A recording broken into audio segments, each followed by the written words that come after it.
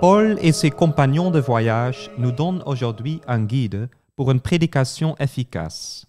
Une bonne prédication commence par écouter la culture et le monde dans lequel nous nous trouvons. Puis, nous parlons de la joie du Christ ressuscité et enfin, nous montrons ce que l'homme concret en retire.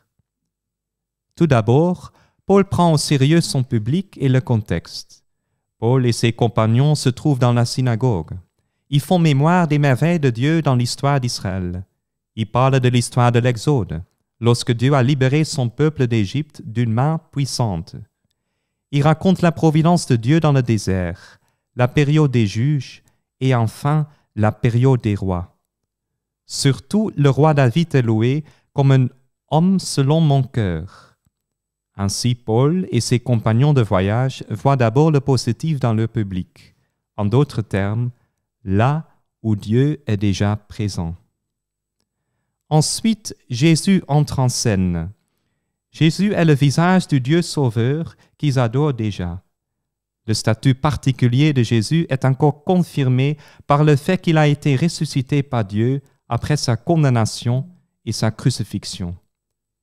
Si Jésus a même triomphé du dernier ennemi, la mort, il doit être Dieu. Jésus, une fois ressuscité, ne meurt plus, et il est aussi à la droite du Père. C'est le cœur de la prédication, le kérygme. Mais qu'en retirons-nous concrètement pour notre vie? Parce que Jésus siège à la droite de Dieu, cela signifie qu'il partage la souveraineté et la puissance de Dieu, et qu'ainsi il peut pardonner les péchés. Cela signifie que le chrétien vit en liberté lorsqu'il est pardonné de ses péchés. C'est finalement la manière dont nous devons rencontrer chaque personne lorsque nous prêchons. Nous écoutons d'abord l'histoire personnelle du salut de chaque individu. Quels ont été les moments beaux, bons et véritables que tu as vécus dans ta vie? Ensuite, nous allons à la source de toute cette beauté, Jésus-Christ lui-même, qui appelle à la conversion personnelle.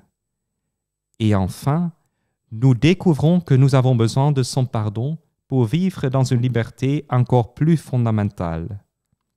La loi ne pouvait pas accorder le pardon par elle-même, mais le Christ peut le faire par sa mort sur la croix. Et c'est pourquoi sa mort et sa résurrection sont le fondement de notre liberté chrétienne.